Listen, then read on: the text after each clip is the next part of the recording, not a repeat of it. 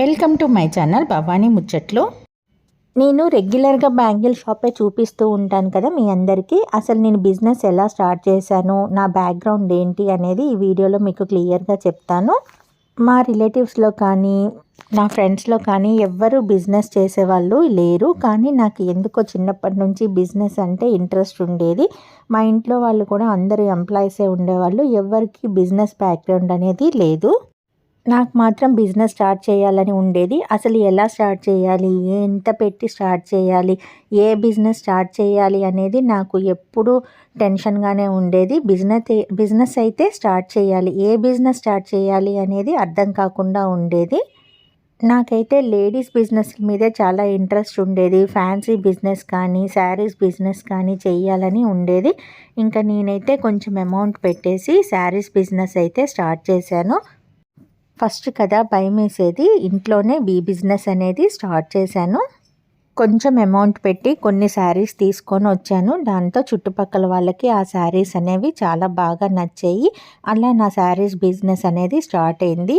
అలా ఇంట్లో కొంచెం కొంచెం తెస్తూ కస్టమర్స్ పెరుగుతూ ఉంటే నేను బిజినెస్ అనేది పెంచుకుంటూ పోయాను. బిజినెస్ పెరిగింది కదా, ఇంట్లో ఎందుకు, రోడ్ సైడ్ ఏదైనా షాప్ తీసుకుందాం అనుకొని నేనైతే ఒక షాప్ అయితే తీసుకున్నాను.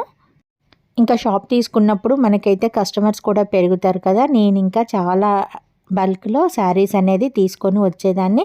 కస్టమర్స్ కూడా చాలా బాగా వచ్చేవాళ్ళు. కాకపోతే నేను తీసుకుంది తెలిసిన ఏరియాలో కాబట్టి కస్టమర్స్ వచ్చేవాళ్ళు, శారీస్ తీసుకుంటూ ఉండేవాళ్ళు. ఒక్కొక్కళ్ళు ఒక్కో శారీ తీసుకునేవాళ్ళు 3-4 శారీస్ తీసుకొని ఒక శారీకి డబ్బులు ఇచ్చి మిగిలినవి క్రెడిట్ రాపిచ్చేవాళ్ళు. ఇలా అప్పులు ఇవ్వడం స్టార్ట్ అయ్యేసరికి నాకైతే రొటేషన్కి డబ్బులు అనేది చాలా కష్టమయ్యేది. కొంతమంది అయితే రెగ్యులర్గానే డబ్బులు ఇచ్చేవాళ్ళు, కొంతమంది అయితే చాలాసార్లు తిప్పించుకునేవాళ్ళు. నాకు కూడా ఇన్ని శారీస్ ఉన్నాయి కదా, ఈ కస్టమర్స్కి శారీస్ ఇవ్వకపోతే ఇవి సేల్ కాదు అన్న భయంతో నేను కూడా వాళ్ళకి శారీస్ అనేది ఇచ్చేదాన్ని. అలా నా భయమే నన్ను ఇబ్బంది పెట్టింది. కస్టమర్స్ శారీస్ తీసుకుంటే చాలు అనుకునేదాన్ని. అలా వాళ్ళు ఒకటి తీసుకుందామనే వాళ్ళు 4 శారీస్ తీసుకొని అమౌంట్ అనేది చాలా చిన్నగా ఇచ్చేవాళ్ళు. కొంతమంది అయితే మంత్లీకి అసలు ఒక్కొక్క నెల ఇవ్వకపోయేవాళ్ళు. అలా నాకైతే రొటేషన్ అనేది ఇబ్బందిగా మారింది. కొంచెం అమౌంట్ పెట్టి తెచ్చినప్పుడే కొన్ని శారీస్ తెచ్చేదాన్ని, వెంటనే తీసుకునేవాళ్ళు. 1-2 నెలల్లో ఇచ్చేసేవాళ్ళు. అలా నాకు బిజినెస్ ఇబ్బంది కాకుండా ఉండేది. ఇంకా తర్వాత ఎక్కువగా తెచ్చేసరికి కస్టమర్లు పెరిగారు, వాళ్ళు కూడా అలవాటయ్యారు, అమౌంట్ రెగ్యులర్గా ఇస్తూనే ఉన్నారు కదా అనేసి నేను అప్పు పెట్టడం స్టార్ట్ చేశాను. దాంతో నాకు ఇబ్బంది అనేది స్టార్ట్ అయింది. అలా అప్పు పెట్టడం కూడా ఒక శారీ తీసుకుంటే 1 నెలలో కానీ 2 నెలలో కానీ ఇవ్వండి అని చెప్పి ఇచ్చినా కానీ వాళ్ళైతే 3-4 నెలలు ఇబ్బంది పెట్టేవాళ్ళు. కొంతమంది అయితే 5-6 నెలల దాకా కూడా ఇబ్బంది పెట్టడం స్టార్ట్ చేశారు.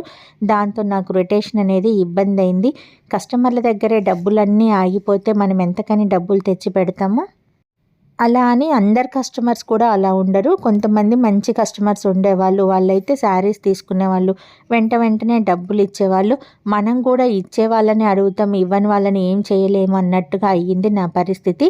ఇచ్చే వాళ్ళని మాత్రం అమౌంట్ అడిగేదాన్ని, ఇవ్వని వాళ్ళని ఎంబడిపడినా కానీ వాళ్ళు చిన్నగా ఇచ్చేవాళ్ళు. అలా నా బిజినెస్కి అయితే రొటేషన్ అనేది తగ్గిపోయింది. శారీస్ మళ్ళీ స్టాక్ తేవాలంటే ఈ అమౌంట్ పెట్టే తీసుకొని రావాలి, ఊరికే అయితే పెట్టుబడి పెట్టలేం కదా. అలా నా బిజినెస్ అయితే చాలా డల్ అయిపోయింది. దానికి తోడు మా ఊర్లో పెద్ద పెద్ద మాల్స్ పడ్డాయి. శారీస్కి అందరూ మాల్స్కి వెళ్ళడం మొదలుపెట్టారు. మన దగ్గర అప్పు అంతే ఉన్నా కానీ వాళ్ళ దగ్గర ఒక 500 ఉన్నా కానీ షాప్కి వెళ్ళి శారీస్ తీసుకోవడం మొదలుపెట్టారు. ఇంకా అప్పు ఉన్న వాళ్ళ దగ్గరికి అయితే అసలే రారు, ఎందుకంటే వాళ్ళకి పాతది ఇవ్వాల్సి వస్తుంది కదా అనేసి. అలా కస్టమర్స్ కూడా చాలామంది తగ్గిపోయారు. బిజినెస్ అయితే చాలా డల్ అయిపోయింది. కొత్తగా ఎవరైనా లేడీస్ బిజినెస్ స్టార్ట్ చేస్తే వాళ్ళకి నేను ఇచ్చే సలహా ఏంటి అంటే, మీరు స్టాక్ తెచ్చేటప్పుడు మంచి క్వాలిటీ ఐటెం, లేటెస్ట్ వెరైటీ తీసుకొని రండి. ఆ ఐటెం వెంటనే సేల్ అయిపోతుంది. అంతేకాకుండా అప్పు అనేది ఎవరికి ఇవ్వద్దు. అప్పు లేకుండా బిజినెస్ ఎలా చేస్తాము, ఎవరు తీసుకుంటారు అని చాలామంది అనుకుంటారు. మన దగ్గర క్వాలిటీ ఐటెం ఉంటే చాలు, ఎవ్వరు కూడా అప్పు లేకుండానే తీసుకుంటారు. మన క్వాలిటీ అర్థమైతే మన శారీ కూడా రేట్ తక్కువగా ఇవ్వగలిగితే మాత్రం కస్టమర్స్ ఎక్కడికి పోరు, వస్తూనే ఉంటారు. మనం కూడా మార్జిన్ అనేది ఎక్కువగా వేసుకోవద్దు. బిజినెస్ స్టార్ట్ చేసే వాళ్ళు ఎవరైనా ఫస్ట్లోనే బాగా మార్జిన్ ఎక్కువగా వేసుకుంటే శారీ క్వాలిటీ అనేది అర్థమైపోతూ ఉంటుంది. ఆ క్వాలిటీకి తగ్గ రేటు ఉందా లేదా అనేది కూడా కస్టమర్స్కి అర్థమవుతుంది. కాబట్టి ఎప్పుడైనా కొత్తగా బిజినెస్ స్టార్ట్ చేసేవాళ్ళు మార్జిన్ తక్కువతో అప్పు లేకుండా బిజినెస్ చేస్తే మాత్రం వాళ్ళది ఖచ్చితంగా క్లిక్ అవుతుంది. నాకు తెలిసిన అనుభవాన్ని బట్టి చాలామంది ఏమనుకుంటారంటే ఇప్పుడు 100 రూపాయలు పెట్టి ఒక చీర తీసుకుంటే 150, 170, 180కి అలా అమ్ముకుంటే మార్జిన్ ఎక్కువ ఉంది కదా, వాళ్ళు ఒక నెల ఇవ్వకపోయినా ఇంకొక నెల ఇస్తే మనకి లాభం ఉంటుంది కదా అనుకుంటారు. ఒక నెలలో 2 నెలల్లో వాళ్ళు అప్పు క్లియర్ చేస్తే ఏం కాదు, కానీ చాలా నెలలు ఇబ్బంది పెట్టి ఎగ్గొట్టే వాళ్ళు కూడా చాలామంది ఉంటారు. ఇంకా కొంతమంది కస్టమర్స్ అయితే ఈ శారీలో అది ఊడిపోయింది, ఈ కలర్ పోయింది, దీంట్లో మేము 100కి తీసుకున్నాం కదా 50 తగ్గించండి అని ఇబ్బంది పెట్టేవాళ్ళు చాలామంది ఉంటారు. కాబట్టి ఎప్పుడైనా మనం క్యాష్ పెట్టే శారీస్ అమ్మడం నేర్చుకుంటే మాత్రం ఖచ్చితంగా క్లిక్ అవుతారు. అప్పు పెట్టి బిజినెస్ చేస్తే మాత్రం అందరూ మంచి వాళ్ళు ఉండరు కదా, కొంతమంది ఇబ్బంది పెట్టే వాళ్ళు ఉంటారు. మన డబ్బులు కూడా అసలు కూడా రావు, లాభం తర్వాత అసలు కూడా మనకి రాదు. కాబట్టి బిజినెస్ స్టార్ట్ చేసేవాళ్ళు భయపడకుండా క్వాలిటీ ఐటెం తెచ్చి మార్జిన్ తక్కువ పెట్టుకొని బిజినెస్ అనేది స్టార్ట్ చేస్తే ఖచ్చితంగా క్లిక్ అవుతారు. మనకి కస్టమర్స్ కొంతమందే ఉన్నారు కదా, వీళ్ళకి అప్పు ఇవ్వకపోతే వీళ్ళు వేరే వాళ్ళ దగ్గర తీసుకుంటారు, మన శారీస్ అన్నీ అంతే మిగిలిపోతాయి అని అనుకుంటారు. కాకపోతే మనం సెలెక్ట్ చేసుకునే శారీస్ మాత్రం మంచి క్వాలిటీవి ఉంటే మాత్రం కస్టమర్స్ ఎక్కడికి పోరు. వాళ్ళు కూడా బయట శారీస్ చూసి వచ్చాక మన శారీస్ చూస్తే క్వాలిటీ అర్థమవుతుంది, రేటు పెట్టి తీసుకుంటారు. అంతేకాని మనం తక్కువ క్వాలిటీ తెచ్చి రేట్ ఎక్కువ పెట్టి అప్పులు ఇచ్చి మనం ఖచ్చితంగా ఇబ్బందులు అనేవి పడుతూ ఉంటారు. నేనైతే చాలామందిని చూశాను, నా ఫ్రెండ్స్ని చూశాను, ఇంకా చుట్టుపక్కల చాలామందిని శారీస్ బిజినెస్ స్టార్ట్ చేసి మూసేసే వాళ్ళని చాలామందిని చూశాను.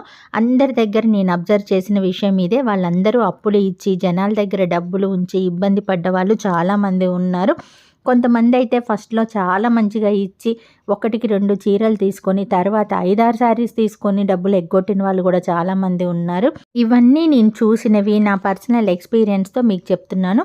ఎవరైనా బిజినెస్ స్టార్ట్ చేయాలి అనుకుంటే మాత్రం ఇలాంటివన్నీ ఆలోచించుకొని స్టార్ట్ చేయండి. మనం ఐటెం తెచ్చినప్పుడు కస్టమర్స్ని కూడా అబ్జర్వ్ చేయండి. వాళ్ళు ఎక్కువ ఐటెం తీసుకుంటున్నారా, ఎంత తీసుకుంటున్నారు, ఇచ్చే వాళ్ళ ఇవ్వని వాళ్ళ, ఇలాంటివన్నీ చూసుకొని అప్పు అనేది ఇవ్వండి.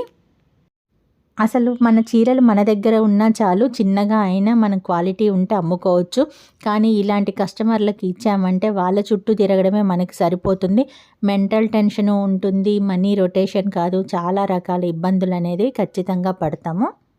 నా ఎక్స్పీరియన్స్ అంతా చెప్తున్నాను కదా, వీడియో అంతా చాలా లెంత్ అయిపోయింది. నెక్స్ట్ వీడియోలో బిజినెస్కి ఇన్వెస్ట్మెంట్ ఎంత పెట్టాలి, ఎక్కడ స్టార్ట్ చేయాలి, ఎలా బిజినెస్ అనేది పెట్టాలి, ఏ బిజినెస్ పెట్టాలి అనేది మనకి ఎలా తెలుస్తుంది అనేది వీడియోస్లో చెప్తూ ఉంటాను. నా వీడియో కనుక మీకు నచ్చితే లైక్ చేయండి, షేర్ చేయండి, సబ్స్క్రైబ్ చేసుకోండి. నెక్స్ట్ వీడియోస్లో నా బిజినెస్ జర్నీని మళ్ళీ చెప్తూ ఉంటాను. Please like, share and subscribe to my channel.